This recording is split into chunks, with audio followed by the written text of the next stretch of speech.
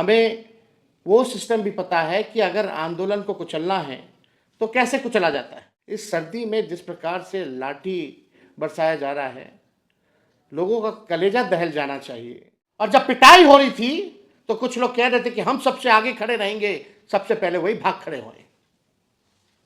यह आंदोलन को खत्म करने की साजिश है। मुख्यमंत्री जी होश में नहीं है।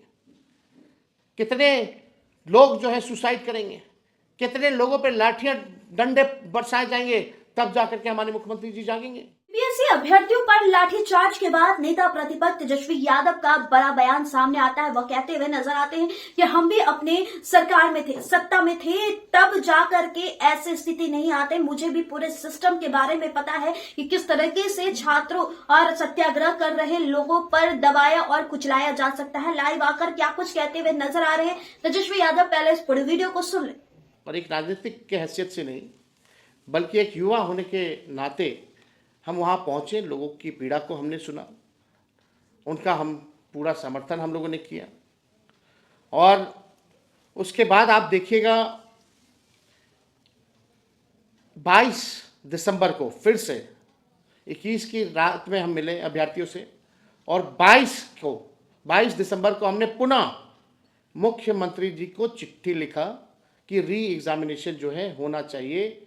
और जो भी छात्रों ने हमको बताया था, उन सारी बिंदु जितने भी इश्यूज थे उसको हमने अपने चिट्ठी में जोड़ करके माननीय मुख्यमंत्री जी को लिखा, लेकिन माननीय मुख्यमंत्री जी का कोई जवाब नहीं आया। आप देखिएगा 11 दिन से लगातार जो शांतिपूर्वक जो तरीके से गर्दनी बाग में जितने छात्र छात्राएं धरना दे रहे थे, वो लगातार सरकार और आयोग जो दबाव में थी।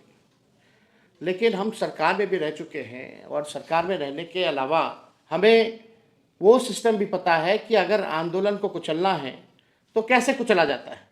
देखिए, पहली बात तो बीपीएससी आयोग क्या है? कुछ नहीं है। जो है केवल मुख्यमंत्री नीतीश कुमार जी हैं। ये बात हम सब लोगों को समझना पड़ेगा, क्लैरिफाई होना पड़ेगा। आयोग कुछ नहीं है। आयोग के चेयरमैन को किसने बनाया? मुख्यमंत्री ने बनाया, नीतीश कुमार जी ने बनाया। रिटायर्ड अधिकारी हैं, उनको बनाया गया है। और मुख्यमंत्री जी अगर चाहें तो 2 मिनट में आयोग के चेयरमैन को बदल सकते हैं, कोई बड़ी बात नहीं है। लेकिन यह स्पष्ट हो गई कि होम डिपार्टमेंट भी मुख्यमंत्री के पास है, और बीपीएससी का कंट्रोल भी, बीपीएससी का चेयरमैन बनाने का पावर भी मुख्यमंत्री के पास है। लेकिन मुख्यमंत्री बीपीएससी के आयोग जो चेयरमैन हैं उनको बदलना नहीं चाहते हैं, यह स्पष्ट है। और पुलिस जो है, क्योंकि होम डिपार्टमेंट मुख्यमंत्री के कंट्रोल में है, इस सर्दी में जिस प्रकार से लाठी बरसाया जा रहा है, लोगों का कलेजा दहल जाना चाहिए। अगर उनके बच्चे होते, उनके भाई होते, उनके बेटे होते, किसी अधिकारी के बच्चे होते इसमें, तो वो लोग क्या करते? कोई नेता का बेटा होता तो वो लोग क्या करता? आज कलेजा जो है दहल गया वीडियो देख करके, जिस हिसाब से पुलिस के लोगों ने माननीय मुख्यमंत्री जी के इशारे पे पिटाई की गई। और आप सब लोगों को हम बताना चाहेंगे कि जो शांतिपूर्ण तरीके से जो धरना था, जो भूख हड़ताल थी, उसकी ताकत कुछ और थी। इस बीपीएससी के आंदोलन को कुछ लोगों ने गुमराह करने की कोशिश की है। हम भी चाहते तो आप लोगों को बोलते आओ गांधी मैदान, अपने एक कॉल पे 5 लाख लोगों को हम बुला देते, लेकिन उसका हल नहीं निकलना था। जो भूख हड़ताल और शांतिपूर्ण ढंग से जो हड़ताल हो रही थी, उससे बीपीएससी भी कांप रहा था और सरकार भी हिली हुई थी। लेकिन सरकार ने नया फॉर्मूला निकाला कि सरकार की बी टीम, बीजेपी की बी टीम, कुछ जो राजनीतिक दुकानदारी करते हैं, उन लोगों को आगे खड़ा किया गया और गांधी मैदान आंदोलन को ले जाना पड़ा। और जब पिटाई हो रही थी तो कुछ लोग कह रहे थे कि हम सबसे आगे खड़े रहेंगे, सबसे पहले वही भाग खड़े हुए। यह आंदोलन को खत्म करने की साजिश है। हम कई बार इस बात को बोल रहे हैं। हम कोई राजनीति यहां करने नहीं आने। राजनीति करना होता तो हम भी गांधी मैदान में आप लोगों को आह्वान करके अपनी राजनीति को चमकाने का काम करते हैं। लेकिन आज जो गांधी मैदान में जिस हिसाब से पिटाई हुई है, कोई परमिशन नहीं था वहां आंदोलन करने का। वो इलाका आंदोलन करने का नहीं है, गर्दनीबाग स्थल है।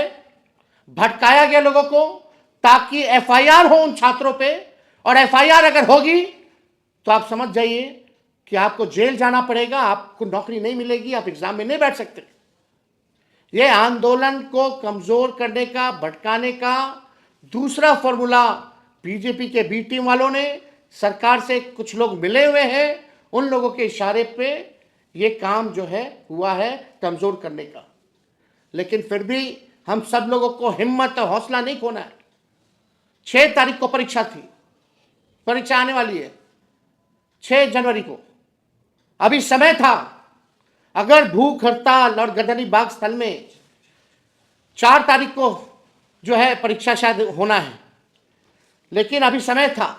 अगर भूख हड़ताल और आपका धरना गर्दनी बाग में होता तो मुझे पूरा विश्वास है कि सरकार जो है झुकती, मुख्यमंत्री को कोई ना कोई एक्शन लेना पड़ता। आज भी हम कह रहे हैं कि इसका आज 17वीं बीपीएससी परीक्षा लीक हुई है, एग्जामिनेशन रद्द हुआ, आगे भविष्य में और भी परीक्षा होगी, होती रहेगी। क्या आगे भी भविष्य में भी इसी तरीके से हमारे छात्र छात्राएं आंदोलन करेंगे, लाठी खाएंगे, संघर्ष करेंगे और पेपर जो है लीक होता रहेगा, किसी अधिकारी पर जो है कार्रवाई नहीं होगी? तो इसका एक ही मात्र सॉल्यूशन है, वो राजनीति ही है। हम पूरी तरीके से ये कहना चाहते हैं कि शांतिपूर्ण ढंग से ही आप लोग जो है अपने आवाज़ को बुलंद कीजिए, उसमें ताकत है। किसी के भी, चाहे मेरे या किसी और के कहने पे आप लोगों को भटकने की ज़रूरत नहीं है। ये आंदोलन शुरुआत छात्र छात्राओं ने, अभ्यर्थियों ने किया था। ये आंदोलन किसी पॉलिटिकल पार्टी, किसी नेता का नहीं होगा, बल्कि केवल और केवल अभ्यर्थियों का होगा, छात्र छात्राओं का होना चाहिए। ये आपकी ताकत है और इस आंदोलन को किसी भी तरीके से किसी के बहकावे में आप लोगों को आने की जरूरत नहीं है।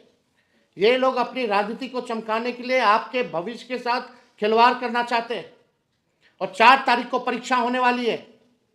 हम लोग शांतिपूर्ण ढंग से आवाज उठाएं। हमने 2-2 बार मुख्यमंत्री को चिट्ठी लिखा है। अगर मुख्यमंत्री चिट्ठी का जवाब नहीं देंगे तो हमारी कोशिश होगी उनसे समय लेकर के हम मिलने जाएं और मिल करके जो है इस समस्या का समाधान निकालें। तो आप सब लोग जो हैं उम्मीद मत खोइए, और जो दर्द आप लोगों ने सहा है, जो तकलीफ आप लोगों ने सही है, इसका भी हिसाब होकर के रहेगा। लेकिन धैर्य रखने की ज़रूरत है। शांतिपूर्ण ढंग से कोई आंदोलन किया जाना चाहिए, लेकिन कुछ लोग इस चीज़ को, इस आंदोलन को हाईजैक करना चाहते हैं। आप सब लोगों से विनम्र आग्रह है, जितने हमारे युवा साथी हैं, जितने हमारे राष्ट्रीय जनता दल के लोग हैं, महागठबंधन के लोग हैं, सभी लोग जो हैं अपना नैतिक समर्थन और अलग अलग प्लेटफॉर्म पर आप लोग इन अभ्यर्थियों के लिए आप लोग आवाज़ उठाने का काम कीजिए, और सरकार, बहरी जो सरकार है उसको आप लोग जगाने का काम कीजिए। हम बार बार इसलिए कहते हैं कि माननीय मुख्यमंत्री जी होश में नहीं है। बिना जाने हम नहीं कह रहे हैं, हम जानते हैं तभी हम ये कह रहे हैं मुख्यमंत्री जी होश में नहीं है। कितने लोग जो है सुसाइड करेंगे, कितने लोगों पे लाठियां डंडे बरसाए जाएंगे, तब जाकर के हमारे मुख्यमंत्री जी जागेंगे। ये जनता की सरकार नहीं, ये भ्रष्ट अधिकारियों की सरकार है। 20 साल से एक ही सरकार चल रही है। अगर किसी जमीन में खेती होती है तो एक ही ब्रांड का एक ही बीज अगर बोइएगा 20 साल तक, तो जमीन भी बंजर होगा और फसल की उपज भी नहीं होगी। अब हम सब लोगों को इसको पॉलिटिकल सॉल्यूशन निकालना पड़ेगा। अब ऐसे बिहार चलने वाला नहीं है। टायर्ड मुख्यमंत्री और रिटायर्ड अधिकारियों के द्वारा बिहार चलने वाला नहीं है।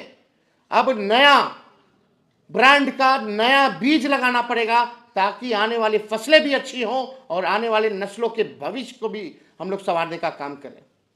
इसलिए आप सब लोगों के बीच हम आए हैं, और हम कोई राजनीति नहीं करना चाहते। और इस बात को हम कई एक बार कहे हैं कि हम अगर जो अभ्यर्थी हैं, हम अपने से कुछ नहीं कहेंगे। हम लगातार हर एक प्लेटफॉर्म पे हमने आवाज़ उठाया है। अगर मुख्यमंत्री से मिलना भी होगा तो हम समय लेकर के उनसे मिलेंगे, अगर वो समय देते हैं तो। हमें कोई आपत्ति नहीं आपकी आवाज़ को मुख्यमंत्री तक पहुंचाने की। आप जैसा अभ्यर्थी चाहेंगे वैसा पूरा विपक्ष बिहार का हम लोग करेंगे। यही बात आप लोगों से कहना चाहते हैं। सरकार ना भूले कि ये जेपी की क्रांति की भूमि है और इसी के उपज माननीय मुख्यमंत्री जी भी रहे, हमारे पिता छात्र नेता रहे, नीतीश जी ने भी आंदोलन किया। तो नीतीश जी को याद करना चाहिए, वो भूले ना सरकार कि वो जेपी के क्रांति की भूमि के हैं। युवा जात पात में नहीं फंसने वाला है इस बार।